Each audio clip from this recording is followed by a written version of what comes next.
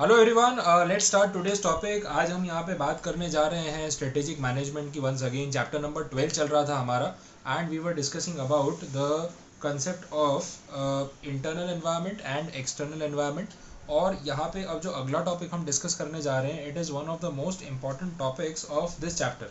और इसमें सबसे पहले जो बात होगी, it is about Porter's 5 forces model. ठीक है, पॉटर जो है बड़ा पढ़ा लिखा इंसान है। ठीक है, आपने इनके बारे में पहले सुना भी होगा। Is name is actually Michael Potter. ठीक है, फर्स्ट नेम भी याद कर देना, पॉटर पता होगा, फिर माइकल पॉटर है कि हैरी पॉटर है, एग्जाम में कंफ्यूज हो जाओगे, क्या पता MCQ में उसका फर्स्ट नेम पूछ लें कि पॉटर्स 5 फोर्सेस मॉडल किसने दिया था, तो फर्स्ट नेम याद नहीं आएगा।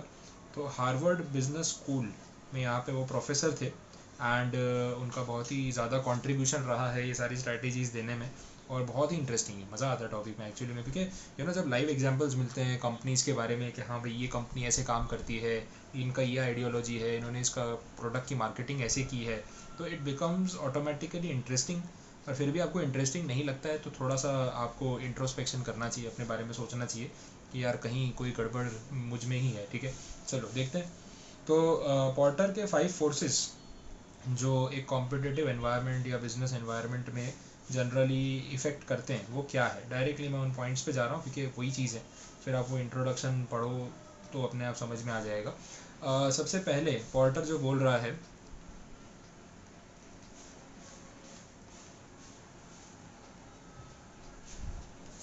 ठीक है, पहला जो पॉइंट है, it is called the threat of new entrants. देखो ये हमेशा रहता है बहुत सारे बिजनेसेस में। देखो हर बिजनेस में थ्रेट हो ऐसा ज़रूरी नहीं है, लेकिन बहुत सारे बिजनेसेस में ये न्यू एंट्रेंट्स का जो थ्रेट है वो एग्जिस्टिंग बिजनेस एंटिटीज़ को होता है। जैसे अगर सपोज आप ऑलरेडी कोई बिजनेस कर रहे हो, आप ऑलरेडी कोई प्रोडक्ट बेच रहे हो, सर्विसेज प्रोवाइड कर रहे हो, तो क्या ये ज़रूरी है कि आप ही रहोगे उस बिज़नेस में? ऐसा हो सकता है कि कोई नया कॉम्पिटिटर, कोई नई कंपनी, कोई नया प्रोडक्ट मार्केट में आ जाए और आपको परेशान कर दे। इसके हम एग्जांपल ले सकते हैं, जैसे मेरे दिमाग में एग्जांपल आता ही है, Airtel, Vodafone, idea, Tata, Reliance communications. ठीक है, छोटे वाले अंबानी साहब का। और एयरसेल, यूनिनॉर, BSNL, ऐसी कितनी सारी कंपनीज थी। ठीक है, अब इसके बाद सामने एक नया खिलाड़ी आया, जियो और मत जीने दो। ठीक है, जैसे ये आया, ये दोनों बेचारे कंगाल एक हो गए। ये टाटा करके चला गया, ये गायब ही हो गया नुकसान में, ये भी बंद हो गया, ये भी बंद हो गया। इसका होना और ना होना एक बराबर ही है। ठीक है, क्योंकि ये सरकारी है और उसी स्पीड पे चलता है। इनके पास 4G अभी तक नहीं आया है, 5G कब आएगा? तो ये 3G पे ही चल रहे हैं और उसी से काम चल रहा है। तो देखो बचा कौन मेन खिलाड़ी जो इसके साथ फाइट कर रहा है? एयरटेल। आप ये सोचो कि जब जियो मार्केट में एंटर हुआ तो क्या एग्जिस्टिंग कंपनीज को कोई थ्रेट फील नहीं हुआ होगा? थ्रेट तो क्या, दुनिया हिल गई थी उन बेचारों की। वो पोपटलाल है ना अपना, उसकी तरह दुनिया हिला दी। तो जियो वाले ने यही किया था कि जब ये आया मार्केट में, मुझे वो AGM याद है, एनुअल जनरल मीटिंग। जिस एनुअल जनरल मीटिंग में मुकेश अंबानी ने आके स्पीच दी और उन्होंने बोला, 45 मिनट्स की स्पीच थी वो, और उसमें उन्होंने अनाउंस किया about free data and free voice calls.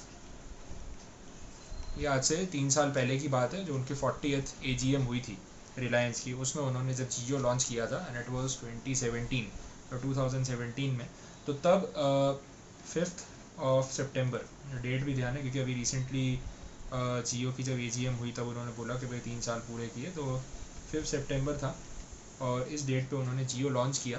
और वो 45 मिनट की स्पीच में जब मुकेश अंबानी ने ये सब बताया कि भाई हम 3 महीने के लिए फ्री डेटा और फ्री वॉइस और 4G स्पीड दे रहे हैं, इमीडिएटली मतलब विद इन सेकेंड्स, अगर आपने स्टॉक मार्केट देखा होता या अभी भी आप जाके सर्च करोगे ना, तो एयरटेल और वोडाफोन और आइडिया, ये सब कंपनीज, 3 कंपनीज थी, इनका मिला के जो शेयर का भाव गिरा था ना, कितना पता है? 12,000 करोड़।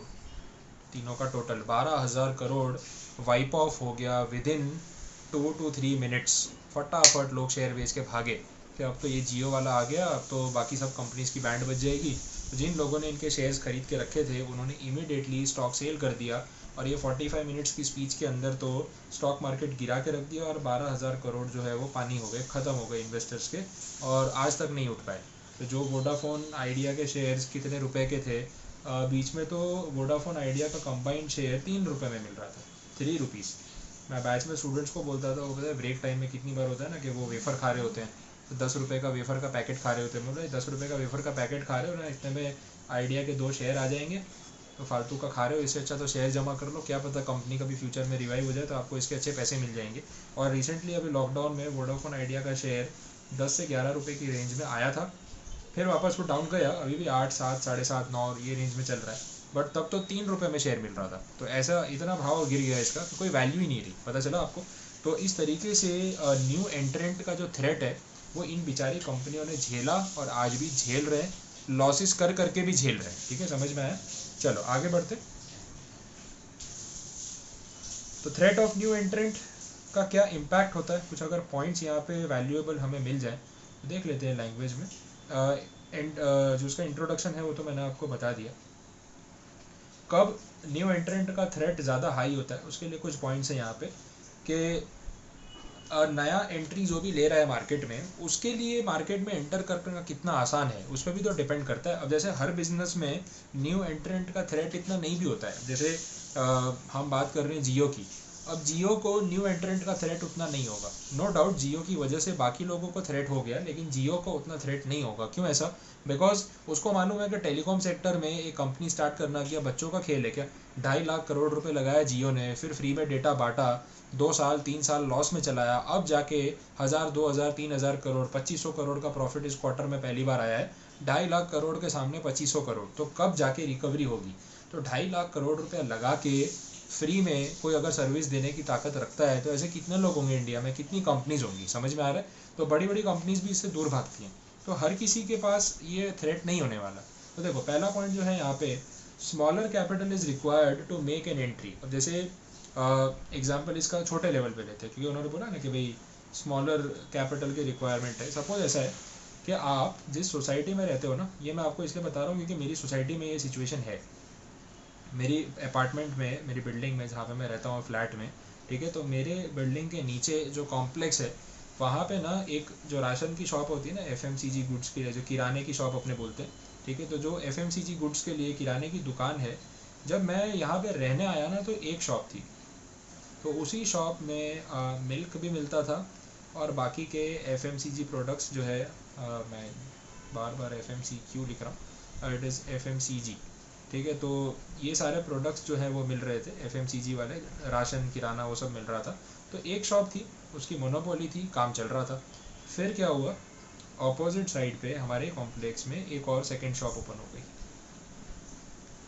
ठीक है, थोड़ा थोड़ा कंपटीशन हुआ। अच्छा, अब ये दोनों जो है ना 1 और 2 एक दूसरे की तरफ देखते ही नहीं, मतलब जो बिल्डिंग का इन्होंने शॉप भी ऐसे ओपन किए कि जो एंट्रेंस है ना, जो पैसेज है, जो रोड है, एक दुकान इधर है और एक दुकान इधर है, ठीक है, तो एक दूसरे की तरफ ये लोग देखते ही नहीं, इतना एक दूसरे से इनकी लड़ाई है, क्योंकि सीधा सीधा कंपटीशन है तो ऑब्वियसली झगड़ा होगा।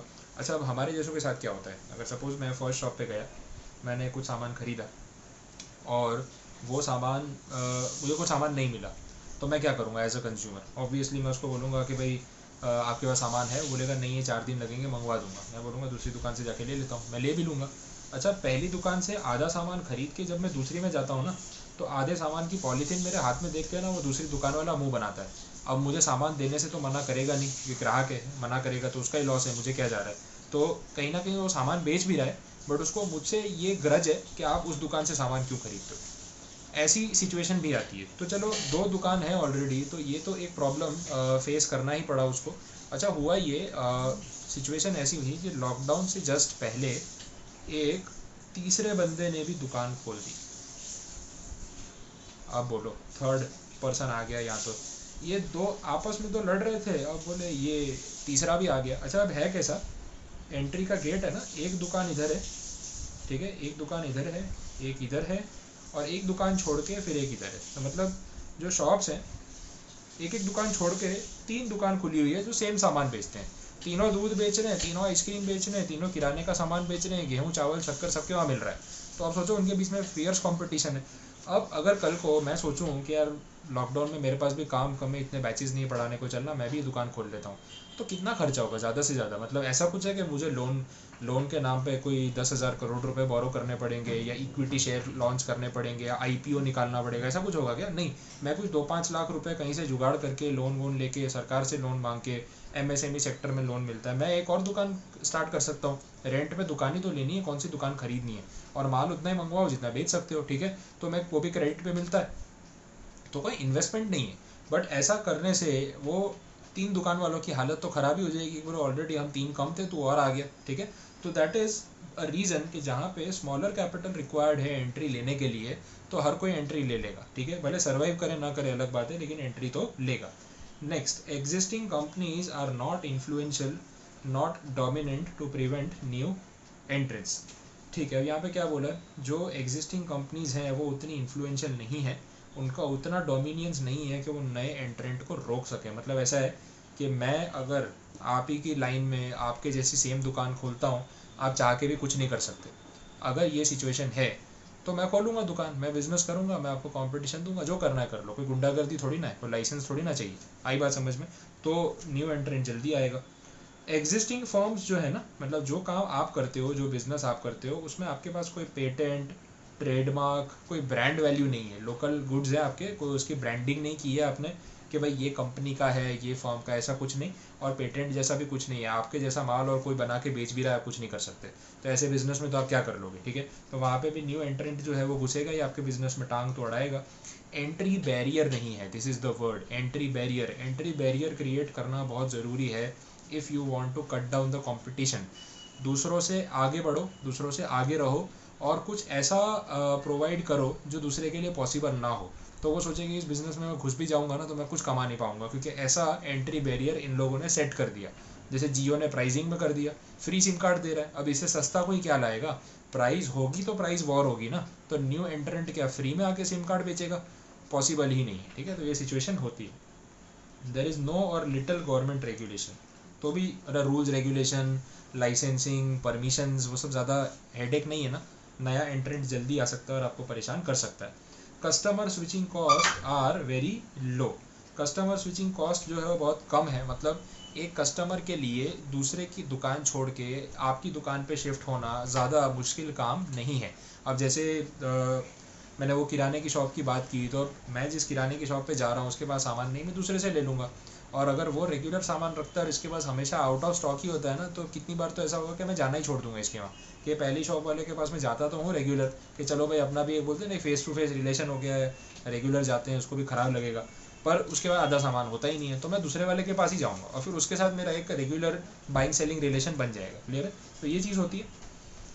इसके बाद कस्टमर लॉयल्टी बहुत कम है, जैसा मैंने आपको एग्जांपल दिया और साथ में कवर हो गया। Products are not being able to be differentiated. मतलब अब अमूल का दूध है या फिर अमूल का बटर है, तो तीनों में से किसी भी दुकान से लो, सेम ही प्रोडक्ट है ना, कोई डिफरेंशिएशन थोड़ी ना है कि ये दुकान वाला अमूल का बटर कुछ नया दे रहा है। भाई वही कंपनी का माल आता है, कहीं से भी खरीद लो। तो वहाँ पर डिफरेंशिएशन कम है, कस्टमर का शिफ्टिंग जल्दी हो सकता है, ईजिली हो सकता है। Economies of scale can be effortlessly acquired. Economy of scale मतलब बिजनेस कितना बढ़ सकता है। तो आज एक दुकान खोली है, चल पड़ेगी तो 2 गली छोड़ के दूसरी भी खोल दूंगा, ऐसे करके 10 दुकान हो जाएंगी पूरे एरिया में, तो बिजनेस ग्रो करेगा ना, ऐसा पॉसिबल है, ठीक है। बार्गेनिंग पावर ऑफ सप्लायर्स, हाँ ये सेकंड एस्पेक्ट है। पहला जो हमने देखा थ्रेट ऑफ न्यू एंट्रेंस, अब इसके बाद दो पॉइंट्स आते हैं। एक आता है मतलब बार्गेनिंग पावर में,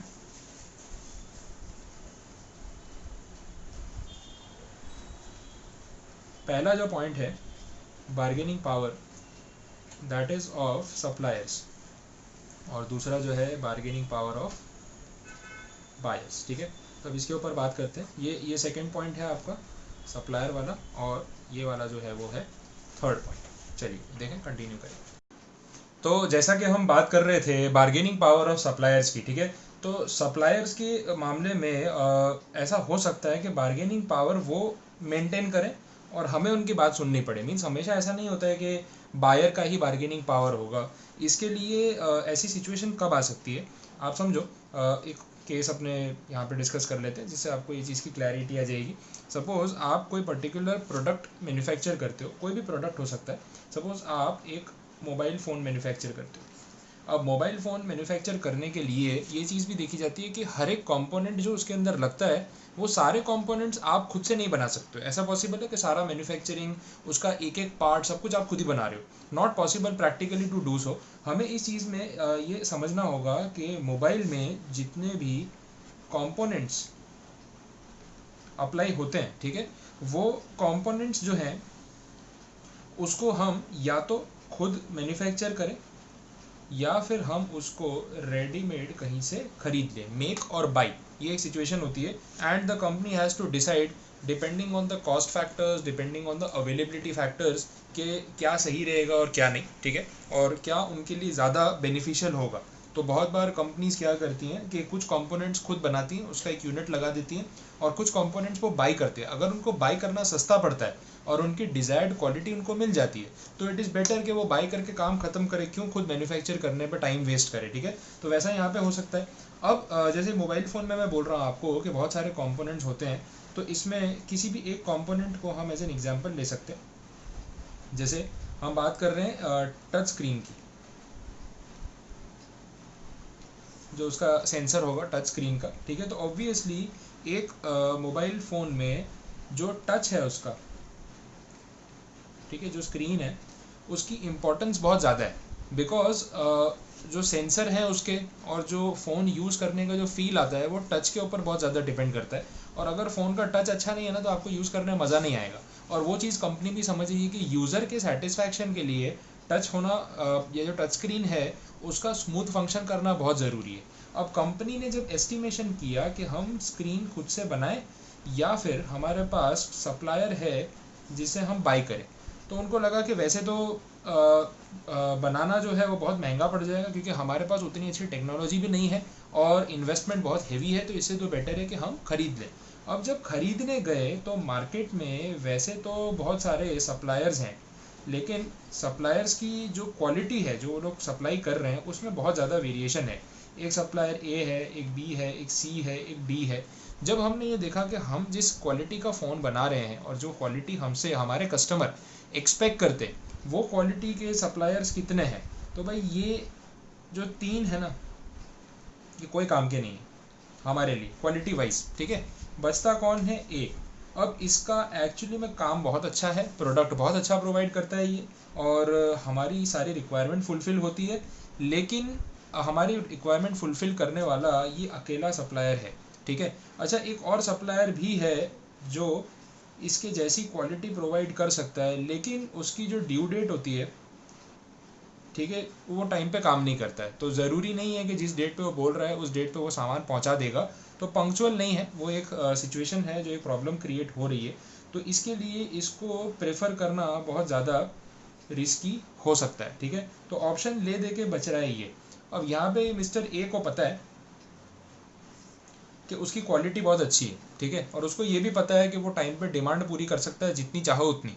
तो क्वालिटी बेस्ट है, मार्केट में सबसे फास्ट डिलीवरी करने की वो कैपेसिटी रखता है, तो ऑब्वियसली वो अच्छा प्राइस तो चार्ज करेगा ही करेगा, ठीक है। और वो क्यों अपना रेट कम करेगा? वो बोलेगा भाई लेना है तो लो, मैं तो इतने में बेचने वाला हूँ। आप भी 2 दिन इधर उधर करोगे, 4 लोगों से पूछोगे, लेकिन जब कोई चॉइस नहीं बचेगी तो फाइनली आप उसी से अपना बिजनेस जो है वो स्टार्ट करोगे और उसी से सप्लाई लोगे।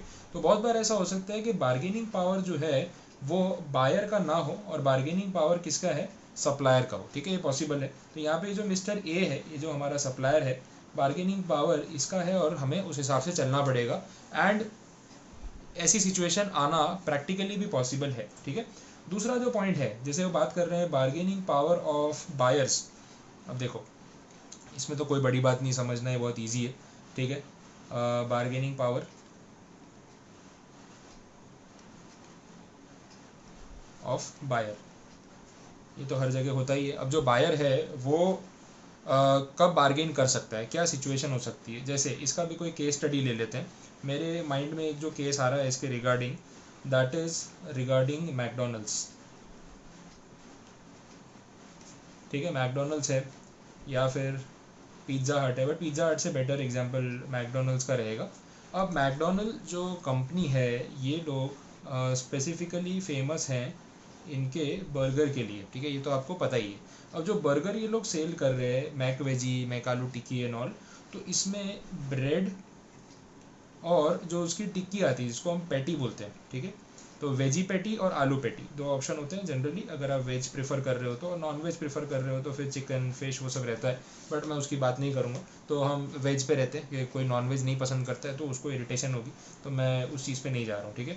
तो मैं खुद भी कंज्यूम नहीं करता हूँ, तो मैं आपको भी उसके बारे में नहीं बता रहा हूँ। तो वेजी पैटी, आलू पैटी, ठीक है, तो ये जो चीज़ें हैं वो लोग उसके अंदर मेन इंग्रेडिएंट की तरह यूज़ करते हैं, बाकी vegetables and sausage and all, तो ये बेस रहता है। अब मैकडोनल्ड्स कंपनी के कितने आउटलेट होंगे पूरे सिटी में, पूरे स्टेट में, पूरे एक रीजन में, वेस्टर्न रीजन, सेंट्रल रीजन, पूरे कंट्री में कितने आउटलेट होंगे, ठीक है। तो हो सकता है कि उनका कुछ थाउजेंड्स में या कुछ हंड्रेड्स में मैकडोनल्ड्स के आउटलेट होंगे। आपके एक सिटी में ही आप गिनोगे तो 3-4 आउटलेट तो छोटे सिटी में भी आजकल होते हैं, ठीक है, बड़े सिटीज़ में तो 10-15 आउटलेट भी हो सकते हैं। तो इतने सारे आउटलेट जब आप एडअप करोगे, हाईवेज पे होते हैं अब तो पूरे इंडिया में कुछ हंड्रेड्स या कुछ थाउजेंड्स में आपको मैकडोनल्ड्स मिल जाएंगे। तो हम ऐसी कोई सिचुएशन देखते हैं कि सपोज अपने गुजरात स्टेट में, पूरे स्टेट में अराउंड सपोज 500 आउटलेट्स हैं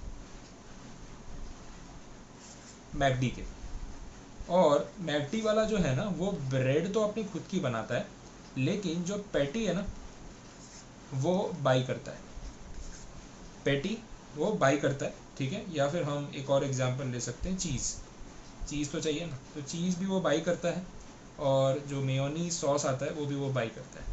तो ये सारी चीज़ें वो बाई कर रहा है, लेकिन वो जो ब्रेड है वो खुद बेक करता है। तो वो वाला पार्ट तो यहाँ पे आप भूल जाओ। अब सपोज उसको चीज़ परचेज करना है या पैटी परचेज करनी है, आपकी कंपनी जो है उसकी वेजी की जो टिक्की है या पैटी है वो बनाती है, ठीक है। ये मैकेन और ये सब बहुत सारी कंपनीज है। एक्चुअली में मैकडी वाला वो टिक्कीज खुद नहीं बनाता है, मैंने खुद देखा हुआ है मैकडी पे। जो है एक बार मैं एकदम रात को गया था 12-12:30 बजे के बाद, and it was quite late, और वो क्लोजिंग टाइम था उनका 1 बजे का। तो 1 बजे रात को इतना बड़ा ट्रक आया था, और उसके अंदर वो पैटी भर के लेके आया था, और वो पूरा ट्रक, बड़ा सा ट्रक, सिर्फ वो वेजी पैटी, आलू पैटी उससे भरा हुआ था। और जो मैकेन कंपनी की आप टीवी पे ऐड देखते हो, उसके प्रोडक्ट्स आपको मिल भी जाएंगे। आप मेट्रो में, रिलायंस में, बिग बाज़ार में, कोई बड़े मॉल में जाके आप खरीदोगे तो फ्रोज़न वाले सेक्शन में आपको फ्रोज़न पैटी मिल जाएगी, और एग्जैक्टली वही है जो मैकडी वाले अपने बर्गर में यूज़ करते हैं।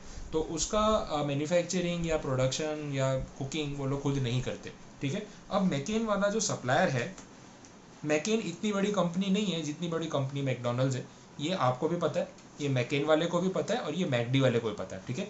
अब क्या होता है ना कि जब इनके बीच में डील हुई होगी, ठीक है, तो क्या होगा, जो मैकडोनल्ड्स है वो ये बोलेगा कि भाई देख, हमारे गुजरात में ना 500 रेस्टोरेंट है। अब तुझे पता है कि रोज़ मैकडोनल्ड में कितने हज़ार बर्गर बिकते होंगे, और इतने 500 आउटलेट में कितने टोटल बर्गर्स हम एक दिन के सेल कर देते होंगे, तो सोच ले, उसको महीने के हिसाब से सोच ले, ठीक है, हफ्ते के हिसाब से सोच ले। अब हमें चाहिए पैटी, हमें वेजी पैटी भी चाहिए, हमें आलू पैटी भी चाहिए, ये 2 वैरायटी हमें अभी के लिए चाहिए, और ये हमारी रिक्वायरमेंट है, ये क्वालिटी, ये साइज़ और ये वेट, बता कितने में देगा, ठीक है। अब मैकेन वाला बोलता है कि मैं जो पैकेट रिटेल में खुद सेल करता हूँ, तो वो एक पैकेट मैं बेचता हूँ सपोज़ 180 रुपीज़ में, उसमें मैं 10 पीसीस देता हूँ, तो उस हिसाब से एक पीस 18 रुपये का होता है। अब मैकडोनल्ड्स है, 500 रेस्टोरेंट्स तो उसके एक स्टेट में है, और उसको एक कमिटी या टीम या उनका मैनेजमेंट कंट्रोल कर रहा है, और वो इनके साथ डील कर रहा है। तो वो यहाँ पे जो मैकेन कंपनी है उसको बोलेगा कि भाई चलो ठीक है, वो 18 रुपये तो उस पब्लिक के लिए ना जो 10 पीस खरीदती है, या 10 पीस की बात नहीं हो रही, 10 पीस तो हम एक ऑर्डर में बेच देते हैं। यहाँ पे हम बात कर रहे हैं 500 आउटलेट्स के लिए जिनको चाहिए रेगुलर सप्लाई, और वो भी हर रोज़। ऐसा भी नहीं है या हर हफ्ते तू दे देना, लेकिन कंजम्पशन तो डेली होने वाला है। तो सोच ले कितना बड़ा बिजनेस है ये, और कितना बड़ा ऑर्डर है ये। अब बोल क्या रेट लगाएगा, तो मैकेन शायद बोलने लायक नहीं रहेगा। अब नेगोशिएशन होगा तो ऑब्वियसली जो भी प्राइस फिक्स होगा पर पीस वो 18 रुपीज़ से तो बहुत नीचे होने वाला है। बहुत नीचे मतलब बहुत नीचे होने वाला है। क्यों? यहाँ बार्गेनिंग पावर किसका है? मैकडोनल्ड्स का है या मैकेन वाले का है? मैकेन वाला बोलेगा नहीं नहीं 18 रुपये से नीचे नहीं बेचूंगा, खरीदना है खरीदो नहीं तो जाओ। वो बोलेगा ठीक है कोई बात नहीं, हम किसी और से ले लेंगे। फिर आप बोलोगे नहीं नहीं नहीं बैठो बैठो रुको रुको, ठीक है बोलो ना कितने में चाहिए आपको। वो बोलेगा 12 रुपये में देना है। तो आप सोचोगे यार ठीक है इसमें भी कुछ कमा तो रहा हूँ मैं, तो आप फिर भी नेगोशिएट करोगे क्या, चलो 13 रुपीज़ रख लो, 14 रुपीज़ रख लो, ये वो। तो बल्क ऑर्डर, इतना बड़ा quantity, regular demand, regular supply और fix payment, proper payment terms, सब कुछ अग्रीमेंट के बेसिस पे ऐसा क्लाइंट कहाँ मिलता है? फिर तो मैकेन वाला सोचेगा भाड़ में गया बिग बाज़ार, और बाकी के स्टोर्स मुझे कहीं रखना ही नहीं है, तू ही मेरा मैकडोनल्ड ही मेरा मेजर बायर है, उसी पे घर चल जाएगा मेरा तो, ठीक है। तो ऐसे बायर को कौन जाने देगा? तो यहाँ पे बार्गेनिंग पावर किसका होगा? ऑब्वियसली बायर का, ठीक है। क्लियर है? आपके साथ होता है ऐसा बार्गेनिंग पावर का? आप एज अ बायर का भी फ़ायदा उठाते हो? खासकर जो लेडीज़ हैं या गर्ल्स हैं, आप लोग अगर शॉपिंग के लिए जाते हो ना, तो वहाँ पे आपको इस तरीके का मौका मिलता है। और वैसे भी वो जो स्ट्रीट मार्केट होता है ना, उस टाइप का हर सिटी में हर जगह होता है। ऑनलाइन में मज़ा थोड़ा कम आता है, लेकिन उसमें भी है पॉसिबिलिटी है बार्गेनिंग की, बट फेस टू फेस नहीं, कूपन कोड के हिसाब से एंड ऑल। तो स्ट्रीट मार्केट पे या ऐसे आप लोकल सिटी मार्केट में आप शॉपिंग कर रहे हो, तो वहाँ पे आपको कितनी बार ये बेनिफिट मिलता है, क्योंकि जो भी पर्टिकुलर प्रोडक्ट आपको लेना है, सपोज़ आपको एक हैंड बैग लेना है, और पता है होता क्या है, जब ट्रेंड आता है ना किसी चीज़ का, तो मैंने ये देखा है कि फिर हर लड़की के पास वो सेम बैग होगा एक ही जैसा। बोले अभी ये ट्रेंड में है, बोले भाई ट्रेंड में ठीक है, सबकी अपनी चॉइस होती है। मैं ये मानता हूँ कि सब लोग एक ही जैसा ट्रेंड फॉलो कर रहे हैं, जो आपके पास है वही मेरे पास है, तो डिफरेंस क्या है? तो कुछ अलग दिखना चाहिए ना कि यार मेरे पास जो चीज़ है, या जो मैंने जो कपड़े पहने हैं, जो मेरे पास शूज़ है, जो बैग है, जो वॉच है, वो बाकी लोगों से डिफरेंट है। तो एक अपना एक स्टाइल स्टेटमेंट होता है। बट कितने लोग क्या करते हैं, ट्रेंड फॉलो करते हैं कि यार सबके पास ऐसा बैग है मुझे भी चाहिए, ठीक है, अपनी अपनी आइडियोलॉजी।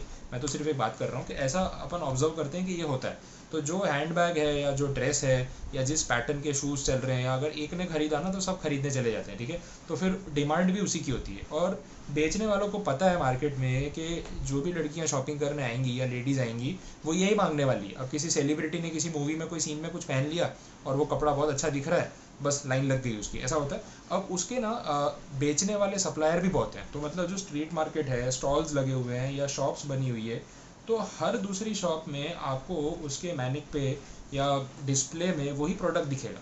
तो फिर आप एक दुकान में पूछते हो, आपको लगता है इसका रेट बहुत ज़्यादा बोल रहा है, उसने अगर सपोज़ आपको बैग का 500 रुपये बोला, आप भी बेशरम होते हो, बोले 200 में देना है, वो बोलता है बहन जी अब आगे जाओ दूसरी दुकान में पूछ लो। फिर वो इतना रूड हो जाता है ना कि आप बोलोगे भी ना तो भी नहीं बेचूंगा, ठीक है। क्योंकि आपका भी ना बार्गेन करने का एक लिमिटेशन नहीं होता, क्योंकि 500 बोल रहा है तो हम उसको ध्यान में रख के बोलें, आप अपना रेट बोलते हो, ठीक है।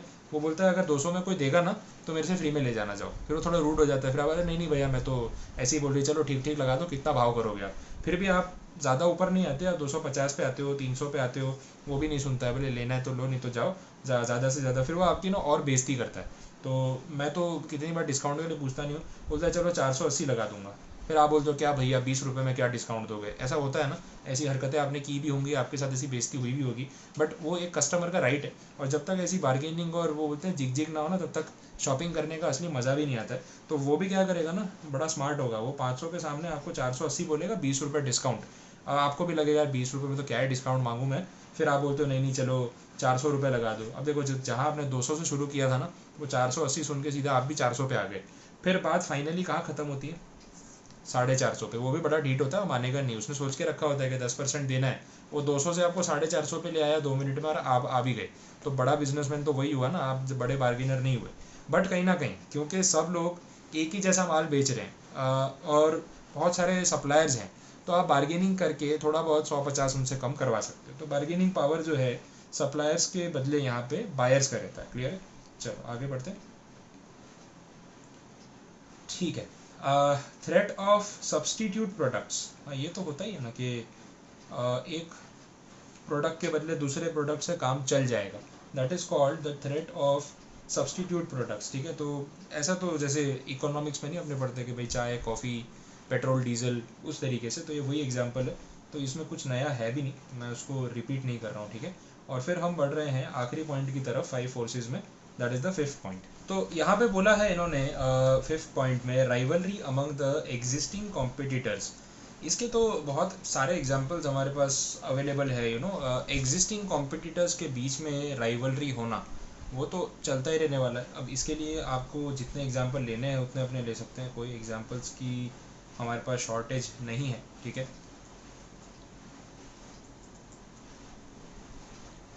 चलो, अलग अलग इंडस्ट्रीज़ के अलग अलग एग्जांपल्स हैं हमारे पास। सबसे पहले मैं यहाँ पे बात कर रहा हूँ मोबाइल इंडस्ट्री की, जैसे सैमसंग वर्सेस एप्पल, ठीक है। मैं इन दोनों को ही कंपैरिजन में ले रहा हूँ, बाकी इसके अलावा भी प्रोडक्ट्स हैं, वीवो है, ओप्पो है, वो रियलमी है, शाओमी है, दैट इज़ एमआई, ठीक है। तो ये सारे ब्रांड्स, अब इनको मैं कैलकुलेशन में ले नहीं रहा हूँ, बिकॉज पता है क्या है, ये सब एक ही रेंज के हैं। अच्छा, वीवो ओप्पो तो सिस्टर कंसर्न्स है, कंपटीशन है ही नहीं, पैसा एक ही घर में जा रहा है, वैसा है। और ये सब चाइनीज़ है, ठीक है। और इनसे इनको कोई फ़र्क नहीं पड़ता है, बिकॉज ये सब अलग रेंज के। सैमसंग और एप्पल, सैमसंग एक ऐसा ब्रांड है जो हर रेंज में फैला हुआ है। वो आपको 1500 रुपये से लेके 95,000, 1 लाख रुपए तक के फ़ोन्स बेच रहा है, और उसमें हर टाइप की क्वालिटी दे रहा है। तो 1500 भी है उसके अंदर, 15,000 भी है, 50,000 भी है, और 90,000 भी है। आपका बजट जैसा हो, सैमसंग बोलता है वैसा मेरे पास प्रोडक्ट है, ठीक है। तो वो उसकी कैपेसिटी है। एप्पल बोलता है आपके पास जितनी किडनियाँ हो उस हिसाब से हमारे पास प्रोडक्ट है, ठीक है। तो आप कि क्या गिरवी रख सकते हो, क्या बेच सकते हो, उसके ऊपर डिपेंड करता है। तो छोटे मोटे प्रोडक्ट्स तो हम बेचते ही नहीं हैं, और अगर छोटा मोटा प्रोडक्ट हो तो भी उसको बड़ा प्रोडक्ट दिखा के बना के बेचते हैं, ठीक है। वो अलग ही मैटर है, उनकी मार्केटिंग अलग है। वीवो ओप्पो रियलमी एमआई बोलते हैं अरे छोड़ो, क्या एप्पल के पास जाते हो। एप्पल जो लाख रुपए में देता है ना एक फ़ोन, उतने में आप अपनी पूरी फैमिली के लिए हमारे फ़ोन ख़रीद सकते हो, ठीक है। 15,000 रुपये का एक फ़ोन ले लो, ऐसे 6 फ़ोन ख़रीद लो तो भी 90,000 होता है, 10,000 आपके बचेंगे, ठीक है। सब लोग एक एक फ़ोन यूज़ करो, सेम फ़ोन ले लो, ठीक है, कोई प्रॉब्लम नहीं है। और फीचर तो मैं भी आपको ऑलमोस्ट सारे दे ही दूंगा, कोई इशू वाली बात नहीं। तो वो एक पूरा सेगमेंट अलग है। बट हम यहाँ पे कंपेयर कर रहे हैं उन कंपनीज़ को जो कंपटीशन में है, ठीक है। आप अगर एग्जिस्टिंग मोबाइल फ़ोन कंपनीज़ की बात करो तो सैमसंग और एप्पल, इनमें कंपटीशन चलता है। आप अगर बात करो मोटर कार इंडस्ट्री में या टू व्हीलर इंडस्ट्री में, तो भी आपको बहुत सारे एग्जांपल्स मिलेंगे। होंडा है, और हीरो है, टीवीएस है, ये एक्टिवा वाली जो सीरीज़ है उसमें ये लोग कंपटीशन करते रहते हैं। अगर हम बाइक की बात करें तो बजाज, होंडा, ये सब जो है, यामाहा, ये सब मेजर कंपनीज़ का कंपटीशन चल रहा है। और इसके बाद कार्स का एग्जांपल भी ले सकते हैं, मारुति तो है ही, मारुति, टाटा,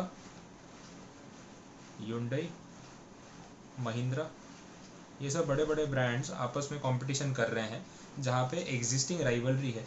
और फिर जियो और जीने मत दो, वो तो आपको पता ही है, वोडाफोन, आइडिया और एयरटेल, इनके बीच में भी लड़ाई चल रही है। और साइड पे एक बीएसएनएल बैठा हुआ देख रहा है कि हाँ तुम लड़ लो, मेरी तो ज़रूरत वैसे भी नहीं है, मैंने तो पहले ही अपना जो है हार मान ली, ठीक है। तो ये सारी जो कंपनीज़ हैं, ये लोग एग्जिस्टिंग राइवल्स हैं, एग्जिस्टिंग कॉम्पिटिटर्स हैं, ये आपस में लड़ रहे हैं और इनके पास लड़ने के अपने अपने तरीके हैं।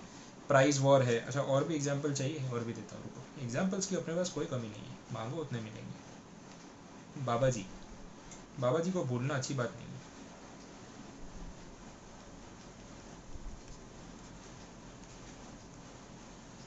बाबा जी तो सबको खा गए अकेले।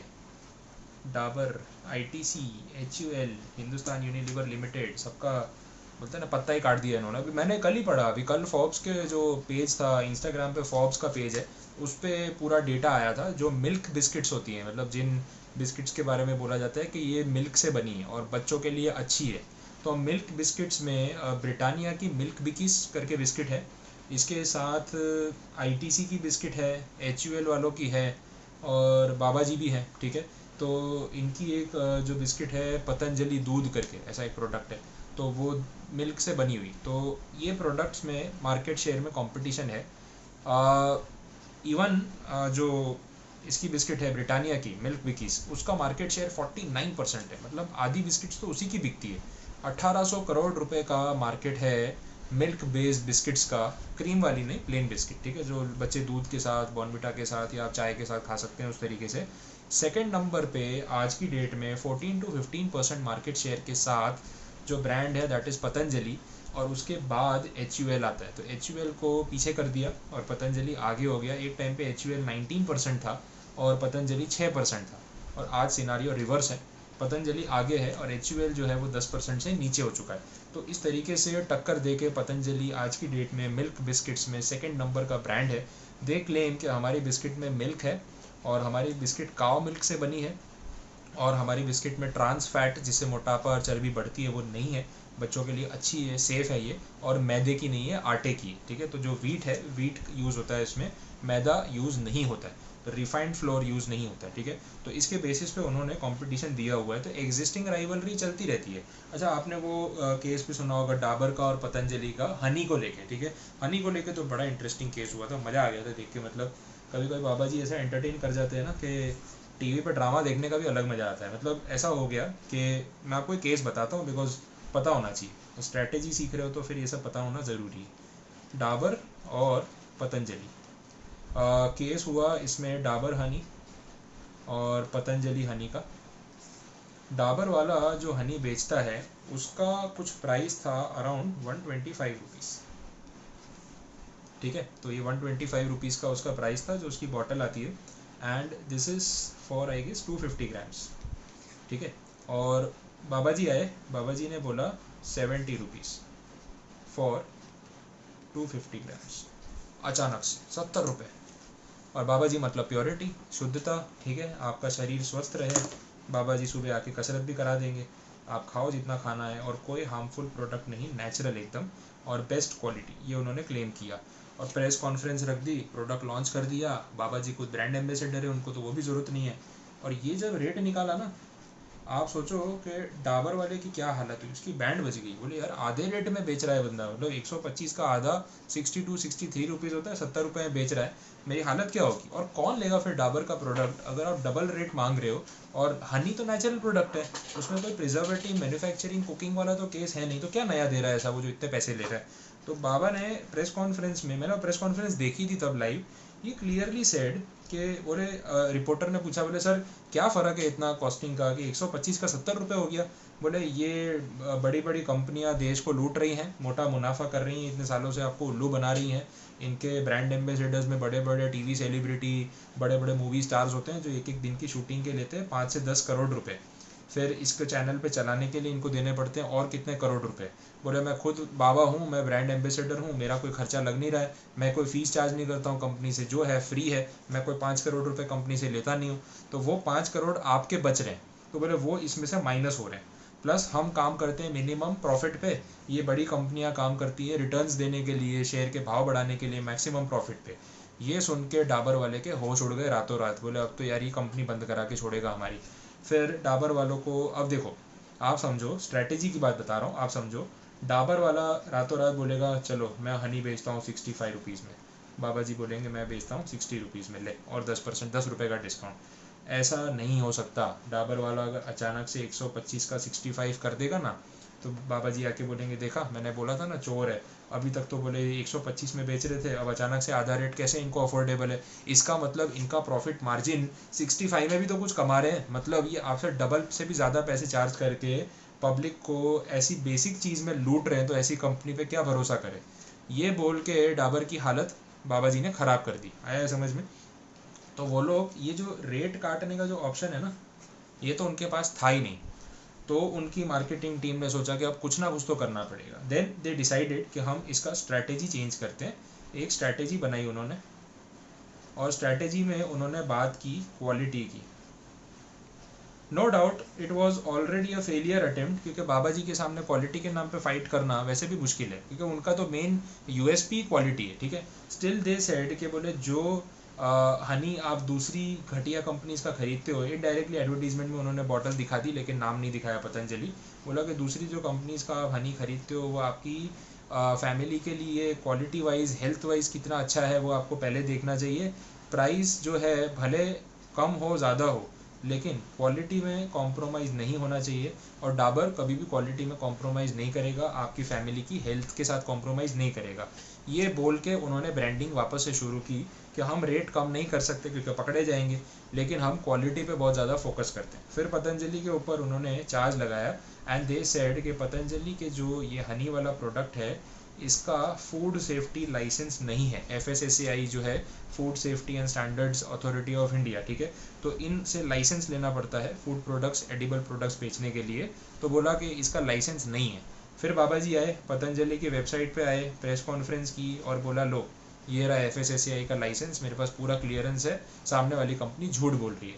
तो बहुत मुश्किल हो गई। और आज पतंजलि हनी का जो मार्केट है वो इतना ख़तरनाक हो चुका है कि अब आप बिग बास्केट की वेबसाइट पे जाके देख लेना, जो आपको प्रोडक्ट्स मिलते हैं, डाबर हनी एक पे एक फ्री है।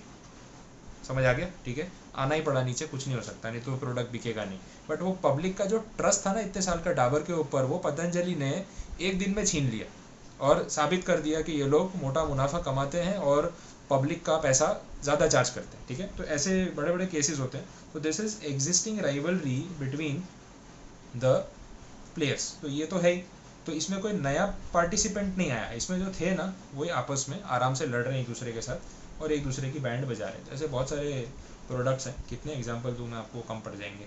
आगे ये चार्ट के अंदर रिपीटेटिव चीज़ें हैं, इम्प्लीमेंटिंग द मॉडल। अब देखो क्वार्टर 5 फोर्सेस के ही रिगार्डिंग फैक्टर्स दिए हुए हैं, जो हमने ऊपर पढ़े वही चीज़ें हैं यहाँ पे, और इसमें आपको सिर्फ उसको एक इन्फॉर्मेशन की तरह पढ़ना है, जो हमने ऑलरेडी पॉइंट्स देखे उसके बेसिस पे इसको समझना है। हाँ, अगर कोई पर्टिकुलर पॉइंट आपको नहीं समझ में आए तो फिर आप पूछ के उसको क्लैरिफाई कर सकते हो। कंसेप्ट वाइज मेरी तरफ से कुछ नया समझाना बाकी नहीं है, ठीक है, ये आपको आगे एक बार रीड करना पड़ेगा जस्ट फॉर अ फॉर्मेलिटी। अब पिज्ज़ा हट का इन्होंने केस दिया हुआ है, पिज्ज़ा हट का केस स्टडी। अब देखो केस स्टडी आपके एग्जाम में डायरेक्टली नहीं आ सकता, बिकॉज आपका सब्जेक्टिव पेपर तो है नहीं, आपका तो MCQ पेपर है। आप इसको सिर्फ एक एग्जाम्पल की तरह रिलेट करने के लिए पढ़ सकते हो, जैसे मैंने आपको मैकडी का एग्जाम्पल दिया अभी। तो वैसे ही अगर पिज्ज़ा हट की बात करें तो पॉर्टर के 5 फोर्सेस का उस पर क्या असर होगा वो हमें समझना है। जैसे कॉम्पिटिटिव राइवलरी, तो क्या पिज्ज़ा हट को राइवलरी से फ़र्क पड़ रहा है? ऑब्वियसली पड़ रहा है। क्यों? क्योंकि पिज्ज़ा हट के साथ एक कॉम्पिटिटर है कॉल्ड डोमिनोज। तो डोमिनोज और पिज्ज़ा हट की जो फाइट है ऑल ओवर द वर्ल्ड है, इंटरनेशनल है, तो वहाँ पे उनकी राइवलरी एग्जिस्टिंग प्लेयर्स के बीच में काफ़ी हाई है। न्यू एंट्रेंट्स का थ्रेट उनको बहुत लो है, बिकॉज आप ये सोचो कि पूरे वर्ल्ड के 7,000-8,000 रेस्टोरेंट्स हैं पिज्ज़ा हट के, रातों रात कोई आके उसको कंपटीशन दे देगा तो ज़माने लग जाएंगे, ऐसा करते करते नहीं पॉसिबल है। उसका उनको उतना टेंशन नहीं है।